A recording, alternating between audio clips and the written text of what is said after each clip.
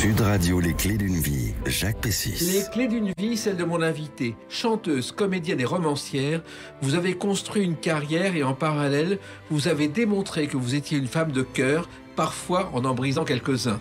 Vous le racontez dans un livre que nous allons avoir la veine justement d'évoquer aujourd'hui. Bonjour Victor Laszlo. Bonjour Jacques Pessis. Alors Mon cœur bruyant, c'est votre nouveau livre qui n'est pas un roman, c'est chez Grasset, qui est vraiment votre vie. C'est assez étonnant, on va en parler tout à l'heure. Mais le principe des clés d'une vie, c'est d'évoquer votre parcours à travers des dates clés. Et la première que j'ai trouvée, alors j'ai une citation, mais c'est de votre faute, car c'est le 25 ou le 27 octobre 1955, vous n'avez jamais su quel est le jour où vos parents se sont rencontrés. Ah. Cela dit, ça n'a pas grande importance à deux jours près, mais ils n'ont pas, aucun des deux n'a la même interprétation de cette rencontre. Voilà. C'est à Fort-de-France, je crois. C'était dans le port de Fort-de-France. Ouais. C'est-à-dire qu'en fait, je crois que votre mère, Marjorie, était venue porter un disque de Trinidad à votre père. Alors qu'elle était en transit pour la Grande-Bretagne. Exactement. Pour poursuivre sa vie, son parcours personnel. Elle venait de Grenade, je crois. L'île de Grenade, dont la spécialité, c'est les muscades et le cacao. Le cacao de Grenade est très prisé aujourd'hui. Très prisé. C'est surtout toutes les épices. Grenade s'appelle Spice Island. Voilà. Et il y a un champion automobile dont le père est originaire de Grenade, qui est Lewis Hamilton. Lewis Hamilton, oui. Alors, il se trouve que, finalement, ce disque a tout changé parce que votre père était marin à l'époque. Non, il n'était pas encore marin. Il venait de passer son bac. Oui. Ah bon. Il envisageait de faire carrière dans l'aéronaval. Oui. Mais je pense que c'est même un an après qu'il a décidé de partir. Mais non, mon père était un jeune Martiniquais qui avait énormément de succès. Il avait d'ailleurs une petite amie, une fiancée à l'époque, qu'il a rapidement laissé tomber. Oui, car c'était vraiment un véritable coup de foudre. Oui. Et ça a duré des mois, d'ailleurs ils sont écrits pendant des mois, vous le dites dans votre livre. Plus d'un an. Oui. Et je crois que ils avaient déjà une fille, Janine, quand vous êtes né, mais vous dites dans votre livre, Victor Laszlo, que votre père vous a reconnu dans la pouponnière au milieu de 10 bébés. Oui, c'est exact, c'est lui qui m'a raconté ça. Il n'a pas eu cette chance avec ma sœur puisqu'elle est née en Martinique, alors que lui était toujours à Landbiway, en Bretagne.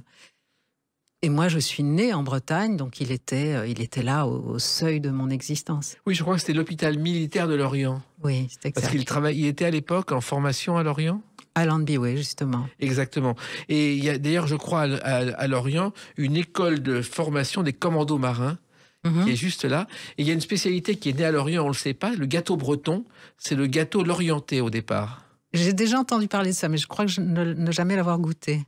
Alors, vos parents, au départ, n'ont pas beaucoup d'argent, mais ils ne le montrent pas, Victor Laszlo. Ce n'est pas qu'ils ne le montrent pas, je pense qu'ils ont en eux, et c'est très commun dans la Caraïbe, une espèce d'élégance innée, et une assurance, un port, une fierté innée, et on ne le voit pas sur eux, effectivement. Et donc, effectivement, votre père, au départ, sa passion, c'était l'électronique. Oui, depuis tout petit. C'est un garçon qui était très doué pour l'électronique. Il avait, je le raconte dans le livre, il avait monté une radio tout seul. Il était vraiment doué, et donc il s'est dit, comme sa mère n'avait pas les moyens de lui payer des études d'électronique, il s'est dit, je vais faire l'armée. J'aime les avions, j'aime les bateaux. Je ferai mon cursus d'électronicien dans l'armée et je pourrai grimper les échelons. Et il a fait, je crois, l'école de pilotage électronique des aiguilleurs du ciel des armées. Oui. C'était pas facile d'entrer là-dedans. Non, mais vous voyez comment ça s'est terminé. Alors, je crois aussi, il y a une photo qui existe sur une plage, quand vous êtes toute petite, où il porte une cravate, mais pas de chaussures. Une cravate, mais pas de chaussures. C'est une vieille photo que j'ai revue sur Internet par hasard. Ah bon ? Il a dû apprendre à porter des chaussures, pratiquement. Mais pas du tout. Non. C'est ce que ses collègues lui demandaient. Depuis quand tu portes des chaussures ? Depuis quand tu parles français ? Alors qu'il est arrivé second de sa promotion. Il était plus instruit que tous ces pecnos qui passaient les concours avec lui. Simplement, un beau jour, son capitaine lui a dit « Mais Guy, est-ce que vous avez déjà vu un officier de pont noir ?» Ça n'existait pas dans l'aéronaval. Il y en avait dans dans l'armée de terre, mais pas dans l'aéronaval. Il a donc été un pionnier dans ce domaine-là. Non, parce qu'il n'est jamais devenu officier de pont. Il a arrêté justement à cause de ça. Oui, et je crois qu'il a été repéré par la Commission européenne, ce qui vous a valu, Victor Laszlo, de grandir à Bruxelles. C'est exact. Donc après sa mésaventure bretonne, nous sommes venus à Paris.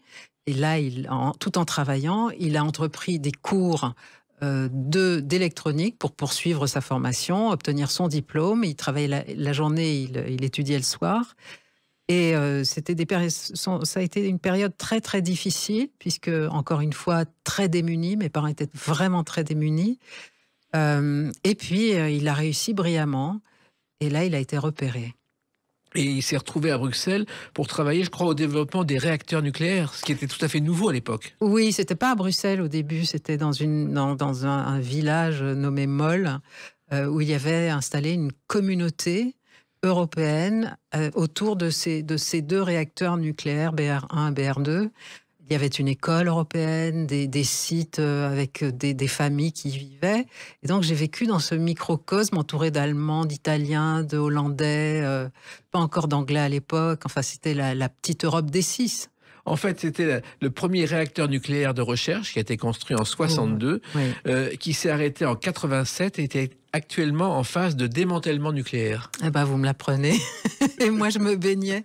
Ma sœur et moi, nous baignions dans la lagune qui jouxtait à la lagune de comment on appelle ça, le bassin de... Le bassin de décharge, non ? Pas de décharge, mais qui refroidit le réacteur. Le bassin de refroidissement du réacteur, juste à côté, il y avait un autre grand bassin, on appelait ça la plage, et on passait dès qu'il faisait beau, on allait nager là. Voilà, avec le côté nucléaire à côté. Bah oui, je dois être chargée, mais à un tel point que je ne risque plus rien face à l'attaque nucléaire. Le problème, c'est que c'était la Belgique néerlandaise, et vous ne parliez pas la langue, Victor Laszlo. Ma mère ne parlait pas la langue. Moi, je parlais charabia d'enfant. Hein. Oui. Non, ma mère ne parlait pas la langue. Mon père l'a appris très vite. A appris très vite le flamand. Et moi, je l'ai appris également très, très tôt. Je l'ai appris, même pas à l'école européenne, je l'ai appris à l'hôpital. Quand j'ai été opérée de l'appendicite, j'avais 11 ans. Et dans la chambre qui jouxtait la mienne, il y avait un jeune homme très sympathique que j'aimais beaucoup et qui était flamand. Alors on a commencé à parler flamand et c'est comme ça que j'ai appris. Et vous avez aussi appris le violon, et ça, votre père, au départ, en était très fier. Oui.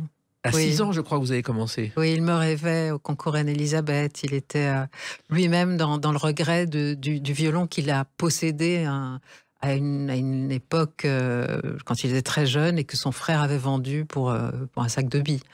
Et ça, vous avez fait ça pendant quelques années, puis ça s'est arrêté? J'ai fait ça, enfin j'ai étudié le violon pendant plus de 10 ans. Hein. Oui, au seuil du conservatoire, je me suis arrêtée. Je jouais quand même des pièces déjà importantes.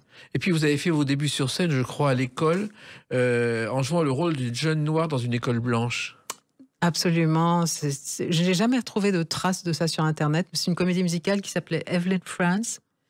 Et je jouais le rôle de la... À l'époque, j'étais la seule fille de couleur avec ma sœur. Nous étions les seules filles racisées, on va dire, dans cette école. L'année d'après, 2 jeunes africaines sont arrivées, mais voilà, on était 4 en tout et on l'a été jusqu'à la fin de ma scolarité. Et vous avez été aussi la seule noire sur les podiums quand vous êtes devenue mannequin. Presque. Il y en avait une autre, très, très différente de moi. C'est pour ça que je pensais que le jour où Chantal Thomas est venue me chercher, je pensais que c'était pas moi qu'elle cherchait, mais ma copine, puisque celle-ci mesurait 10 cm de plus que moi, était fine comme une liane, alors que moi j'ai toujours été normale, on va dire. Et ensuite, donc Chantal Thomas vous a repéré, vous êtes devenu mannequin, et vous êtes devenu aussi l'égérie de Thierry Mugler. Je ne suis pas devenue... Enfin, je suis devenue une égérie de Thierry Mugler, mais je n'ai jamais été mannequin pour Thierry Mugler. Thierry a découvert une photo de moi. J'avais emprunté une robe de Thierry Mugler dans une boutique pour la photo de mon premier ou mon deuxième album. Et c'est sur cette photo qu'il est tombé. Et il s'est dit, voilà une femme qui porte mes vêtements, qui est chanteuse, j'aime beaucoup sa silhouette. Donc, c'est comme ça que je suis devenue son égérie. Et alors, ce qui est étonnant, c'est que vous avez un point commun avec lui. Il avait un vrai prénom, Manfred. Oui. Il a refusé de le dire pendant des années et il a changé d'identité, comme vous, grâce à ce film.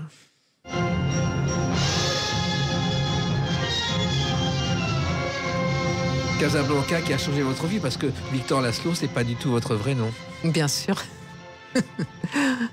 Vous appelez Sonia. Sonia, et finalement, c'est en voyant ce film par hasard un soir que vous avez décidé de choisir ce pseudonyme. Oui, enfin, j'étais avec mon producteur et on se cassait la tête pour trouver un pseudonyme et je me suis dit, bah, pourquoi pas, c'est tellement étrange, ça me paraissait vraiment venu d'une autre planète, ce patronyme, et puis je trouvais très amusant l'idée qu'il soit masculin. Voilà. Et oui, en plus, c'était un C au départ, c'est Victor Laszlo, pas avec un K. Oui, alors ça, c'est une erreur.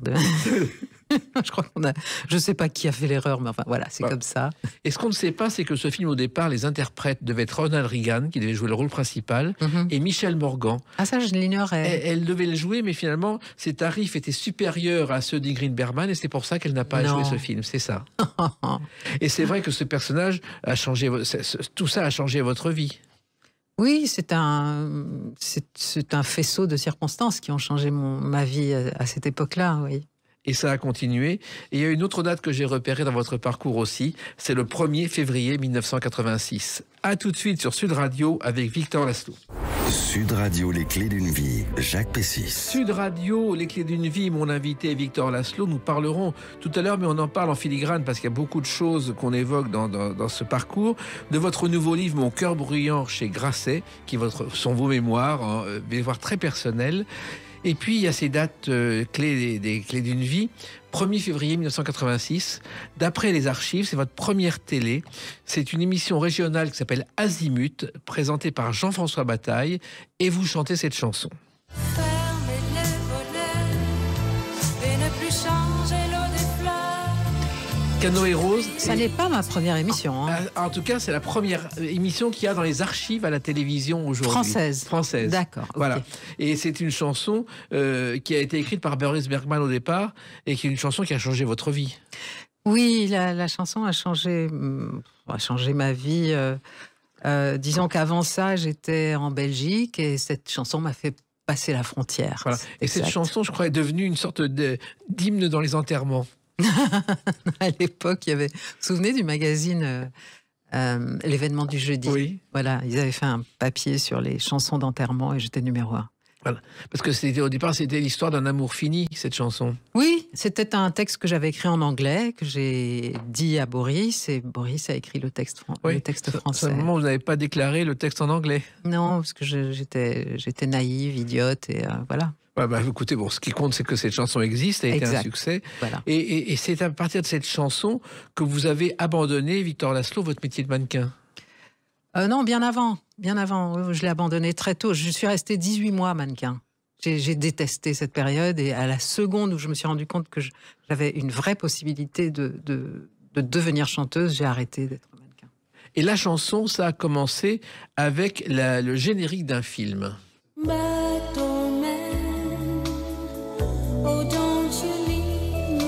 Oui, c'est ça.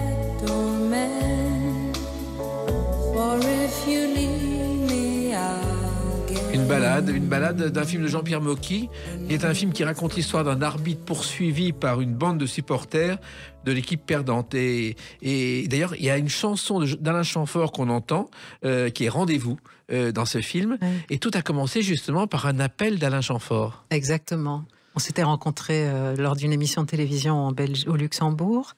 Et quelques mois après, j'ai reçu cet appel. Est-ce que ça t'intéresse de chanter? Est-ce que tu parles anglais? Est-ce que ça t'intéresse de chanter sur une mélodie que j'ai écrite pour le film À mort l'arbitre de Jean-Pierre Mocky? Oui, bien sûr. J'ai filé à Paris. 1, 2, 3, c'était fait très rapidement. Et j'ai été signée tout de suite chez...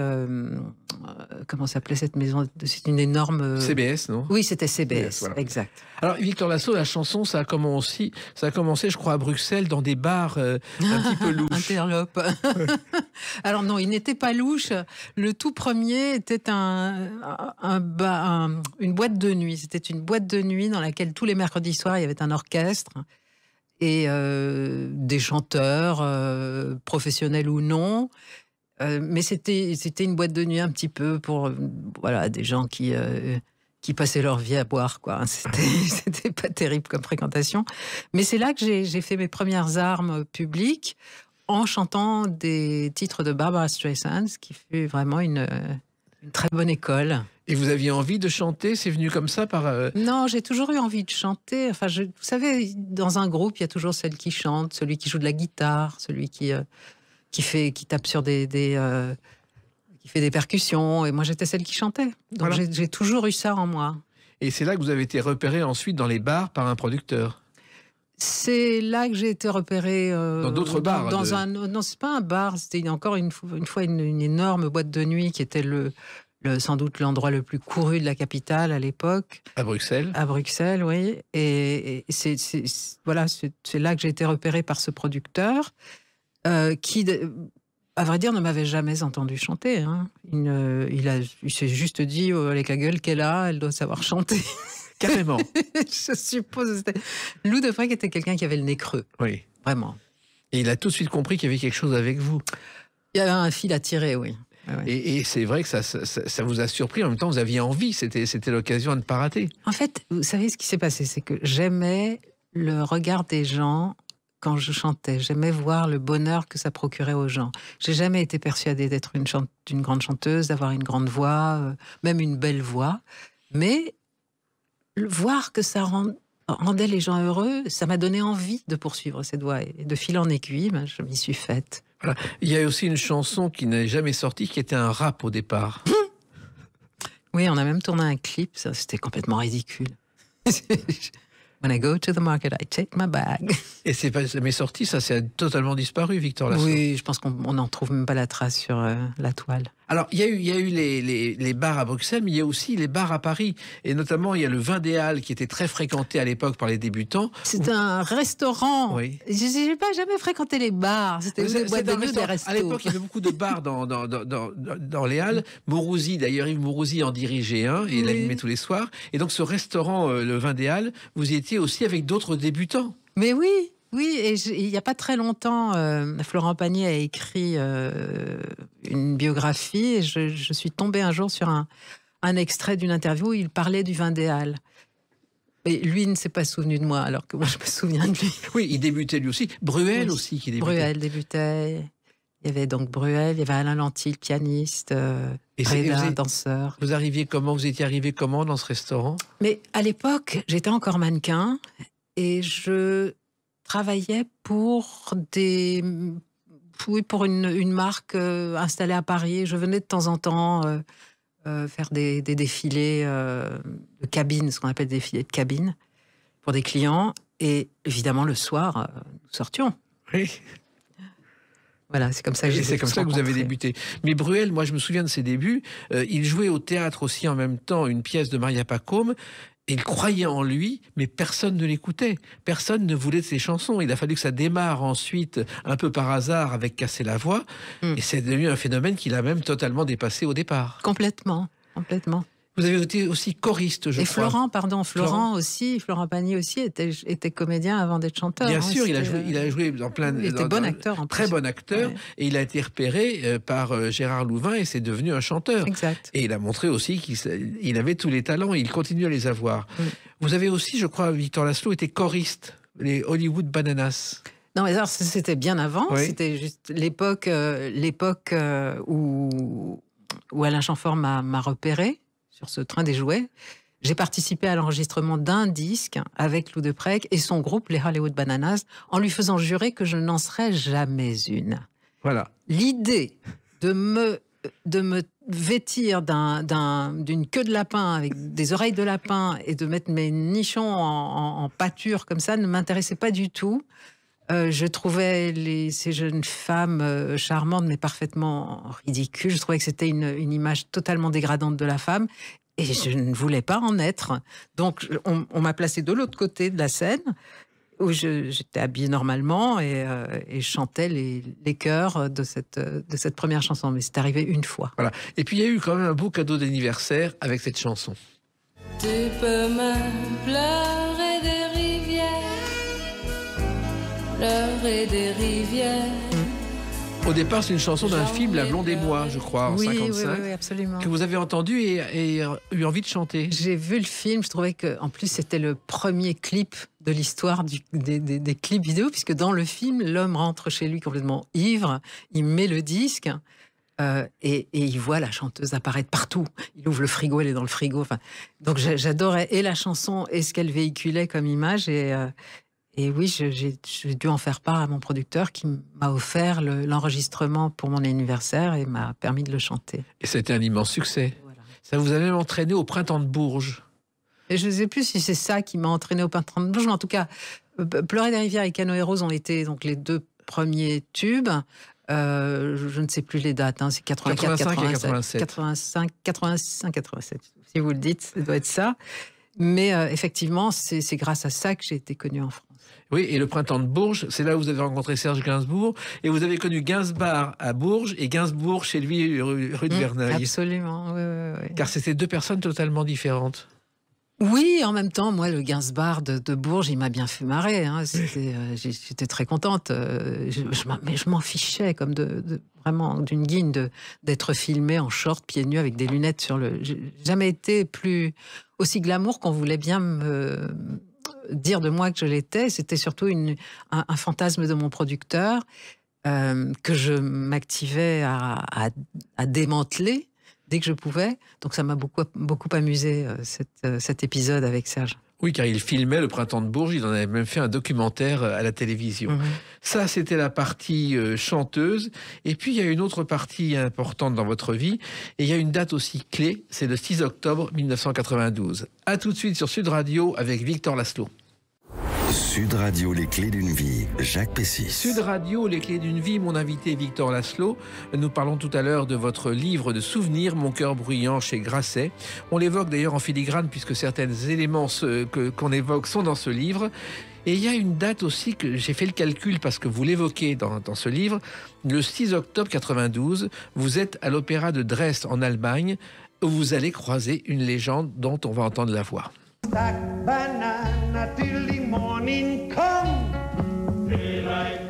Harry Belafonte, Deio. C'est que Belafonte a été nommé par Kennedy en 61 consultant culturel dans le Corps de la Paix, qui était une agence destinée à favoriser la paix dans le monde. Il a été le premier artiste mondial dans ce comité. Et il était très investi. Complètement. À l'époque, ouais. Et ce soir-là, vous rencontrez Belafonte. Enfin. La veille, en vrai, racontez-moi. Oui, je le rencontre enfin, puisque j'ai l'impression d'avoir vécu avec lui depuis ma naissance.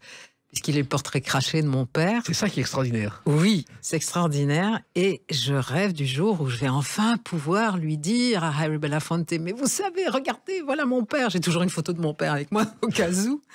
Et là, le voilà qui partage la scène avec moi ce soir à Dresde. Il assiste à mon soundcheck, à mon test son. Et son avocat vient me voir dans les loges. Il me dit, Monsieur Belafonte voudrait vous rencontrer. Est-ce que vous pouvez venir, etc. J'y vais. Et il me voit arriver. Il me dit, c'est pas vrai. Je dis, qu'est-ce qui se passe? Mais vous ressemblez comme deux gouttes d'eau à ma seconde fille. Et de sortir une photo de sa deuxième fille qui me ressemble comme deux gouttes d'eau. Et moi, vous imaginez la suite, avec la photo de mon père, et ben voilà. Donc c'était assez cocasse, mais on en a énormément ri. Et on a passé la soirée de mon anniversaire ensemble, à chanter, à boire du rhum, avec nos accompagnants. Enfin, chacun de nous avait manager, pianiste, etc., amis. Et voilà, c'était une soirée très drôle. On a énormément évoqué des choses qui n'étaient pas encore d'actualité à cette époque-là. C'était le mélange, si vous voulez, des cultures afro-descendantes dans le monde. Il y avait les Américains, les Caribéens, les Européens, mais tout ça ne se fréquentait pas. Il n'y avait pas vraiment de lien. Voilà, on a énormément parlé aussi. Oui, vous étiez en avance sur votre temps, puisqu'aujourd'hui, c'est devenu une monnaie courante. Aujourd'hui, c'est enfin. Alors, moi, je me dis que vous auriez pu mener une carrière américaine si votre producteur l'avait voulu, Victor Laszlo. Ce n'est pas faux. Ce n'est pas faux. Tout ça n'a été qu'une question de gros sous. C'est-à-dire qu'en fait, vous rencontrez Jermaine Jackson, qui est, je crois, un des frères aînés de Michael, ouais. Et qui a le coup de foudre professionnel pour vous. Oui, absolument. Il développe à l'époque ce qu'on appelle une écurie à Los Angeles avec des artistes qu'il va produire, pour lesquels il va faire écrire, composer, comme d'autres l'ont fait, d'autres grands producteurs l'ont fait. Excusez-moi. Et il me voit bien dans son groupe, mais il fait une offre à mon producteur qui la refuse. Je ne l'apprends que plus tard, très longtemps après. Je n'apprendrai que c'était une question d'argent. C'est fou, ça. Je suis sûr que ça vous a laissé des regrets. Sur le moment, je me suis dit, bon, bah, ça s'est pas fait. Mon producteur ne m'a donné aucune raison. Donc je me suis dit, peut-être que c'est Jermaine qui n'a pas voulu au dernier moment. Mais ce que je raconte dans le bouquin, d'ailleurs, c'est que plus de 10 ans plus tard, mon Dieu, c'était à la sortie de mon premier ou deuxième roman, donc de 2010, 2011. On est même 20 ans plus tard. Mon téléphone sonne, c'est Jermaine Jackson qui, je ne sais pas par quel miracle, avait trouvé mon numéro de portable et on parle de tout ça. Et j'ai dit, mais pourquoi finalement ça ne s'est pas concrétisé cette histoire? Il m'a dit, it was just a matter of money. Une histoire d'argent. Ouais. Je l'ai eu un peu en travers de la gorge pendant quelques temps. Ouais. Mais vous avez quand même chanté en anglais et ça a été un succès.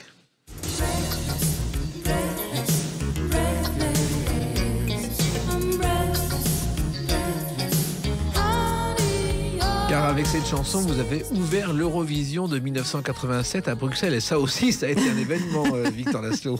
Oui, parce que je ne concourais pas. Je présentais cette soirée qui avait, l'année d'avant, été gagnée par la Belgique. Et ça m'a précipité dans une exposition complètement délirante. Hein. À l'époque, c'était, je sais pas, 450 millions de téléspectateurs. Ou même plus, je ne sais plus les chiffres, mais c'était énorme. Et tout à coup, du jour au lendemain, je suis connue en Turquie, au Liban, en Afrique du Sud, partout. Et il se trouve en effet qu'on vous avez choisi parce que finalement, vous habitiez Bruxelles. Oui, en grande dame de... Parce que personne ne voulait le faire, qu'est-ce qui s'est passé? Non, c'est pas ça. Vous savez, la Belgique, elle est toujours, enfin, peut-être un petit peu moins aujourd'hui, mais il y a toujours des luttes intestines entre wallons flamands. Oui. Telle année, c'est la Flandre qui a le dessus. L'année d'après, c'est la Wallonie. Là, ils n'arrivaient pas à se mettre d'accord sur le choix d'une présentatrice belge. Donc, ils sont allés chercher une Française qui vivait en Belgique, qui était de couleur, qui vivait en Belgique. Et comme ça, plus personne n'a rien pu dire. Mais vous n'étiez pas fan de ce concours au départ? Pas du tout. Pas du tout. Je n'ai accepté que parce qu'il ne fallait pas concourir et que je pouvais tirer mon épingle du jeu en parlant les langues que je parlais. Et puis voilà, en faisant bêtement ce travail finalement pour lequel je ne suis absolument pas douée de présentation. En tout cas, c'était au départ, c'était assez nouveau. Il y avait pour présenter la Belgique une animation informatique où on voyait le logo du concours avec la fusée lunaire dessinée par Hergé dans Objectif Lune et le bateau dans le crabe au prince et l'avion dans le crabe au prince d'or. Et ensuite, on est arrivé sur Bruxelles. C'est assez étonnant comme image. Ouais, ils s'étaient vraiment démenés. Hein. Ils avaient dépensé énormément d'argent et c'était une très très belle année. Et il y avait, je crois, le prince Albert et la princesse Paola qui étaient dans la salle ce soir-là. Oui. Et ils vous ont salué à la fin? Oui, ils m'ont salué à la fin. Il y a un truc qui me fait rire. J'ai 2 photos. J'ai une photo dans un journal flamand et une photo dans un journal francophone, wallon. Dans le journal francophone, donc je suis debout à côté du prince. Ils sont très, très dignes et tout ça. Et dans le journal néerlandophone, le prince me marche sur la traîne. C'est la même photo, mais avec le prince qui est empêtré dans ma traîne. Et d'ailleurs, vous avez connu d'autres princes et souverains dans une soirée très privée et très étonnante que vous racontez dans le livre, Victor Laszlo. Oui, la fois où j'ai chanté pour 14 rois. Oui, j'avais été invitée à me produire pour un concert privé dans le sud de la France, dans un mas très joli. On m'avait assuré que ce ne serait pas pour un parti politique, donc j'ai accepté. Et je me suis retrouvée tout à coup sur une scène, à l'époque on était assez nombreux sur scène, et personne devant moi. Et tout à coup, je vois arriver au loin une silhouette que je reconnais comme étant celle du roi des Belges, suivi du roi de Suède, suivi du prince de Danemark ou du roi du Danemark, etc., etc. Ils étaient 14. Et l'archiduc du Luxembourg qui me passe un téléphone portable à l'époque, il me dit c'est Albert qui veut te parler, qui s'excusait de ne pas avoir pu rester. Mais voilà. Albert de Monaco. Oui, voilà, Albert de Monaco. Et comment ça s'est fait? C'est fou ce genre de choses. Non, à l'époque, on avait, je ne sais pas si ça doit se faire encore, hein, les sociétés payaient beaucoup d'argent pour avoir des artistes en performance privée, en concert privé. Et donc c'était un concert privé pour une marque allemande de voitures de luxe. Avec des princes et des rois qui étaient là comme spectateurs. Et Albert de Monaco, c'était le plus sympa, parce que Albert de Monaco, on s'est souvent moqué de lui au départ, dans ses jeunes années, pour sa passion pour le sport. Et quand on voit ce qu'il fait aujourd'hui, notamment pour les océans... c'est admirable. Son aïeul, Albert Preuilly, avait commencé à sauver la planète, et lui va sur des bateaux vérifier l'état des icebergs. Moi, j'ai beaucoup d'admiration pour lui, beaucoup d'amitié. C'est vraiment quelqu'un qui nous en a témoigné énormément au fil du temps. Et puis voilà, la vie a fait qu'on ne sait plus, on ne se voit plus, mais c'est quelqu'un que j'aime énormément. Oui. Vous avez dansé avec lui au bal de la Rose à Monaco. Entre autres. Oui. Et c'est vrai que c'est quelqu'un de très attachant. C'est quelqu'un qui mérite, qui gagne à être reconnu et connu. Il gagne à être connu, bien sûr. Mais c'est avant tout, en fait, je pense que c'est peut-être pour ça qu'il était à un moment décrié. C'est un garçon qui a une personnalité extrêmement normale. C'est quelqu'un de normal. Et Monaco, vous l'avez connu aussi, festival de la télévision, créé par son père, le prince Régnier, en 61, à l'époque où la télévision débutait. Et ce jour-là, vous avez remplacé Roger Hanin, je crois, Victor Laszlo, à Monte-Carlo. Ah, je ne sais pas si j'ai remplacé Roger. Il n'était pas là. Il n'était pas là. Mais c'était Navarro. C'était l'époque où on m'avait demandé de remplacer Roger Hanin dans la série. Oui. Je devais tourner, ça s'appellerait Brigade Navarro, et je devais être le commandant Roussel qui prendrait la suite de Roger Hanin. Mais c'était vraiment pas bon, quoi. C'était pas bien écrit, donc ça n'a pas marché. Non, en même temps, vous avez fait une douzaine d'épisodes de Navarro. J'ai tourné, je crois, 8 épisodes de Navarro et 6 épisodes de la Brigade, oui. Et c'est vrai que c'est un autre métier dans lequel vous êtes entré avec pas mal d'apparitions dans plein de séries télé, des courtes apparitions. Pas forcément des courtes, mais j'ai 48. Voilà. Et c'est vrai que c'est une chose qui vous a amusé, mais qui vous a pas amusé plus que ça. Non, ça ne me passionnait pas. J'aurais sans doute été passionnée par un rôle transcendant si on m'en avait proposé un, mais à la télévision, ce que j'ai fait ne m'a pas vraiment... À part, si, j'ai tourné avec Marie Trintignant, avec 2 fois pour Elisabeth Rapneau. J'ai adoré tourner avec elle. Si, certains réalisateurs ont fait la différence, mais disons que je n'étais pas persuadée d'être une grande comédienne non plus. Je n'ai rien fait j'ai pas insisté. Non, mais vous avez quand même joué au théâtre en évoquant notamment la vie de cette chanteuse. Southern trees. Un spectacle mis en scène par Éric Emmanuel Schmitt que vous avez joué sur Billie Holiday. Et ça, vous y teniez. Longtemps. Ah oui, beaucoup. Je l'ai écrit et je l'ai joué pendant 4 ans, un peu partout dans le monde. Pourquoi ce spectacle ? Parce que cette femme m'a bouleversée très jeune. Elle m'a fait peur au début. M'a envoyée à des kilomètres d'elle. Et puis je suis revenue, vous savez, comme un animal qui craint de se brûler. Mais elle ne m'a pas brûlée. Au contraire, j'ai compris ce qui nous rassemblait, ce qui faisait que je me sentais sœur. Il y a une forme de résistance et de résilience en elle, dans laquelle je me suis reconnue. Et c'est vrai que Éric Emmanuel Schmitt vous a mis en scène. Il vous avait repéré aussi et donné un rôle au théâtre qu'il avait écrit pour vous. Oui, c'est exact. Dans Hôtel des Deux Mondes, je crois. Absolument, le docteur S. Ouais. Et ça aussi, le théâtre, ça aurait pu être... Vous auriez pu en faire beaucoup plus. Mais je ne suis pas... je n'aime pas me rendre au théâtre tous les soirs pour c'est trop jouer. Difficile. Non, c'est pas difficile. Ça m'ennuie. Et il y a aussi ce festival que vous avez créé des écrits à la Martinique.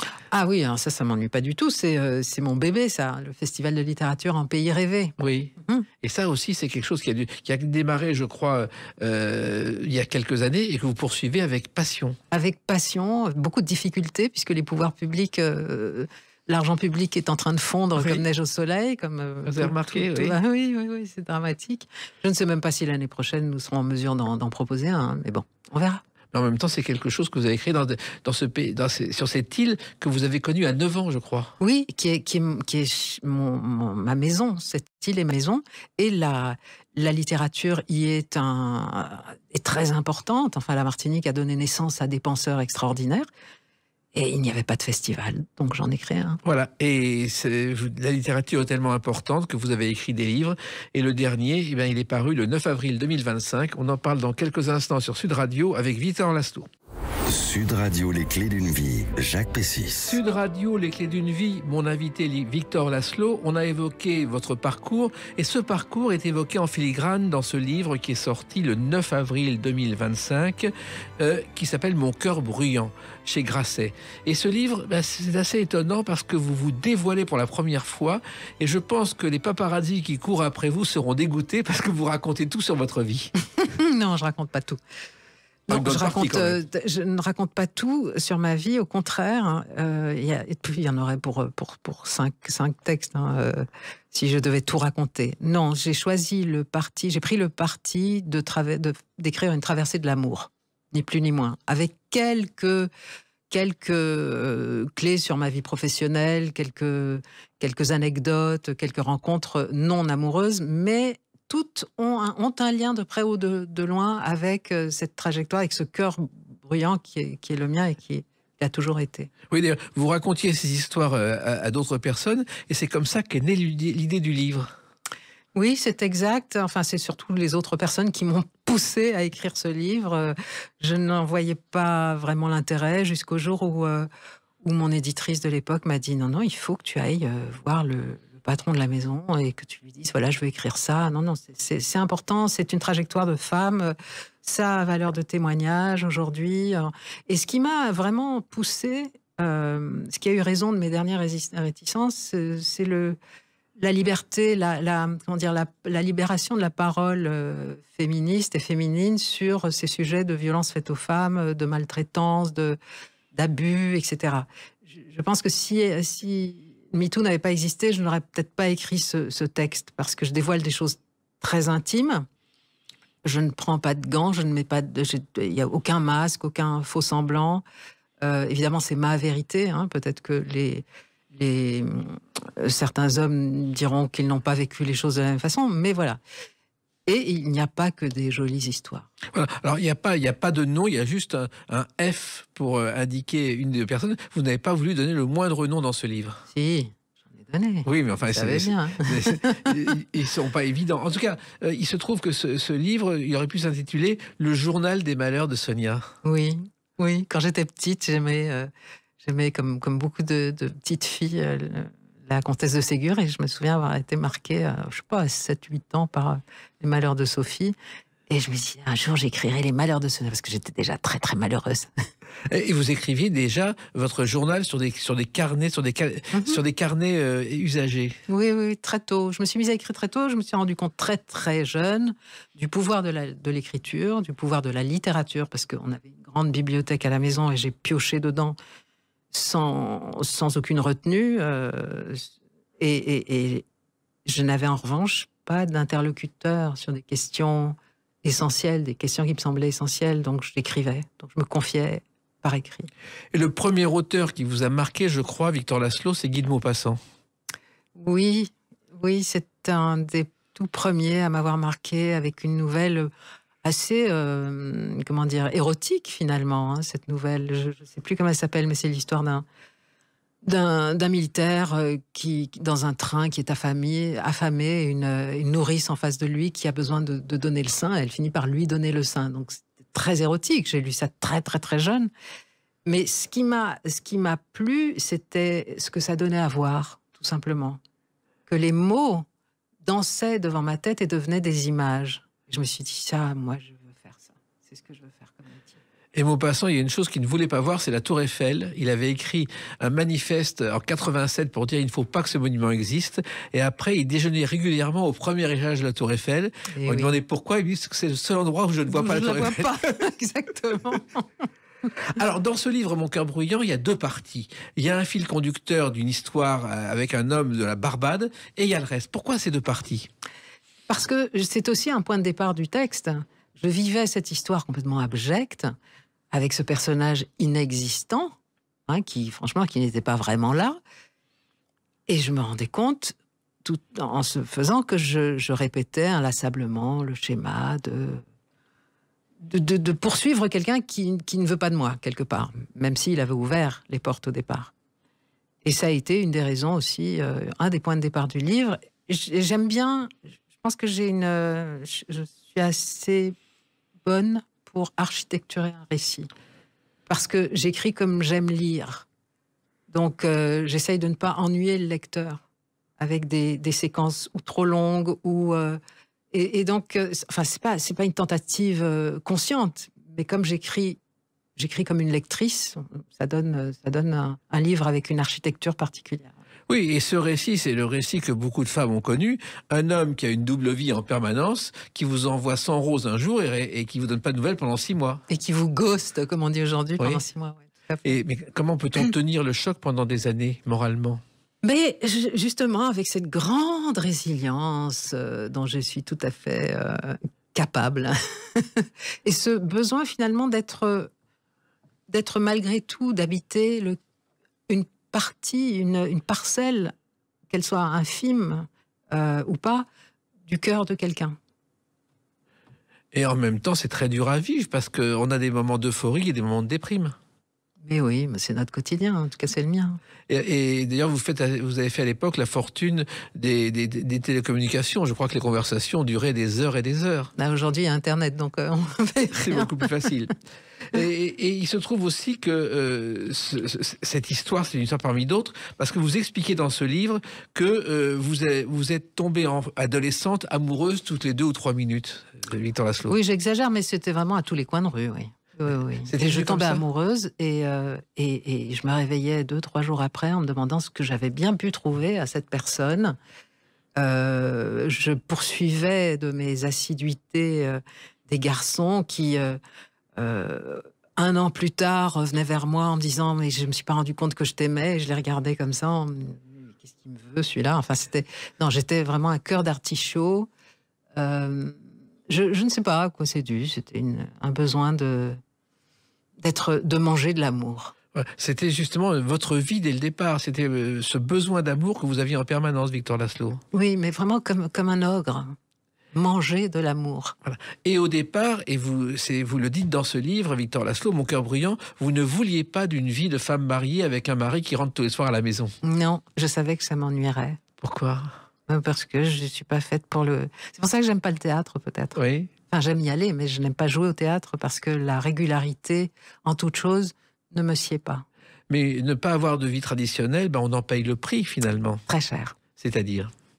La liberté a un coût. Et le coût est excessif quelquefois, oui. Et ce coût, vous l'avez toujours supporté. Vous dites dans votre livre que vous avez songé au suicide. Oh, souvent, oui. Oui. Plus maintenant. Non. Plus maintenant, c'est un peu tard, là. Oui. Je laisserai faire la vie. Mais pourquoi ? Parce que dans des moments de désespoir, mais c'est surtout quand j'étais dans la première partie de ma vie, oui. Adolescente, jeune femme, peut-être très très jeune mère. Très très jeune mère. Non, ça m'a quitté depuis 30 ans, ça. Et puis, il vous est arrivé, vous le dites en toute franchise, que vous avez vécu quelquefois 2 histoires en même temps, ce qui n'est pas simple à gérer. Ouais, je suis pas fière. Je n'en suis pas fière.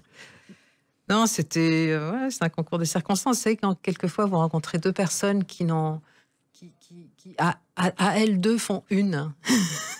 C'est très difficile de choisir. Mais il faut gérer, c'est pas facile. Justement, j'ai très mal géré. À un moment ou à un autre, quelqu'un s'aperçoit du problème. Oui, alors oui, voilà, c'est ce qui est arrivé. Oui. Et dans ces cas-là, on le regrette ou... Non, parce que ça a continué. Ça a continué malgré tout. C'était une période...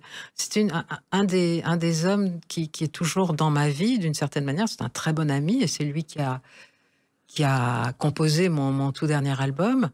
C'est un grand guitariste, grand compositeur. Et je pense qu'on a développé, grâce à cette histoire un peu rocambolesque, une amitié très longue. Exactement. Mais moi, je me souviens d'un monsieur que j'ai connu.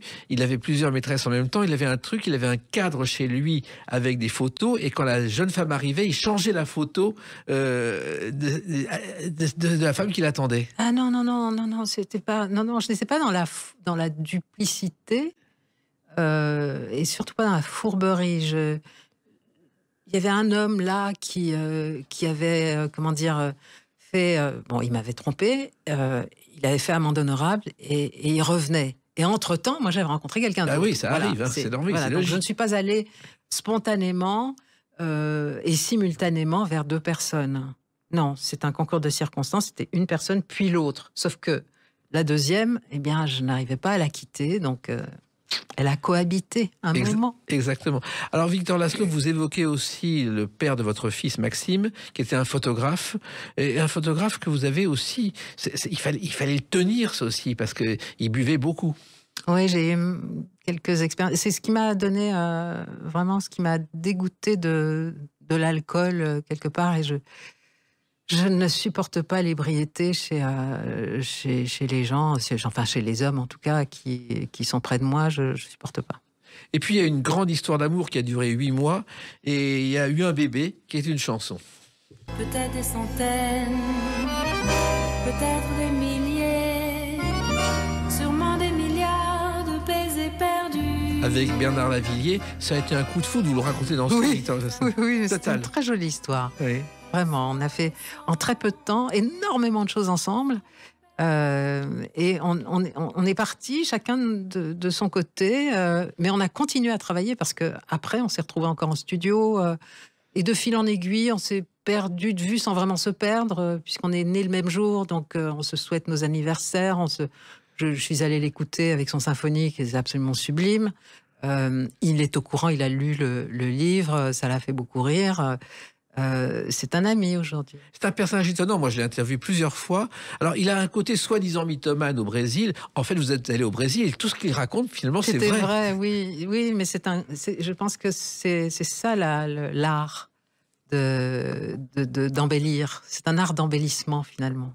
Moi, j'ai une passion pour Bernard Lavilliers, et notamment quand il vous parle de poésie. Il a découvert la poésie en prison en lisant je crois que c'était Prévert et Ferret. Et c'est un véritable poète. Oui, c'est un poète. Il écrit des textes absolument sublimes. Et puis il y a une chose que vous racontez aussi dans ce livre, et personne ne vous croit, c'est votre tentative d'enlèvement. Oui, j'avais 17 ans, je crois. J'étais en route pour l'Académie des Beaux-Arts ou l'école Bishop, je ne sais plus laquelle, mais en tout cas dans le bas de la ville en Belgique, à Bruxelles. Et une voiture s'est arrêtée à mes côtés. Une porte s'est ouverte, un homme est sorti, un autre est sorti, s'est retrouvé derrière moi. On m'a demandé mes papiers, le temps de déposer mon carton à dessin et de chercher dans mon sac. Les deux portes sont fermées, les gens sont partis. Et je me suis retrouvée face à un flic, pas en uniforme, un homme en civil, qui a sorti sa carte, qui m'a dit « Mon Dieu, mademoiselle, vous venez d'échapper à un enlèvement, ne donnez jamais vos papiers à des gens qui s'arrêtent et qui vous les demandent comme ça. » C'est fou, hein? Et il paraît que c'était monnaie courante à l'époque. Une autre histoire totalement folle et qui conclut le livre, c'est votre histoire d'amour avec le plus grand acteur du monde. Ça, c'est quelque chose d'étonnant, Victor Laszlo. Vous avez deviné? Hein? Vous avez deviné? Pas du tout. Non? Non. Oh, je vous crois pas. Ah, c'est... Non, mais de toute façon, je n'ai pas le droit de dire le nom, mais oui, c'est une histoire étonnante puisque j'ai jamais vraiment su si c'était de l'amour. Je sais qu'il m'avait, il a pris le temps de me connaître. Nous avons pris le temps de nous connaître, mais lui a des fins insoupçonnables pour moi. C'est-à-dire, je pense qu'il voulait une mère pour ses enfants et il voulait une fille. Il n'avait que des garçons. Donc, il voulait absolument une fille. Et il pensait que je serais la mère de sa fille ou de ses 2 prochaines filles. Voilà, qu'il a fini par avoir il n'y a pas très longtemps. En tout cas, cette histoire, comme beaucoup d'autres histoires sont dans ce livre passionnant, Mon cœur bruyant, qu'il faut lire justement avec tout son cœur. Merci de votre franchise et puis continuez à écrire ainsi parce que vous n'allez pas vous arrêter là, Victor Laszlo. C'est le 7e, je ne vais pas m'arrêter à ce chiffre. Vous avez tellement de choses à dire que vous reviendrez pour le 8e. Merci. Merci, les clés d'une vie, c'est terminé pour aujourd'hui. On se retrouve bientôt. Restez fidèles à l'écoute de Sud Radio.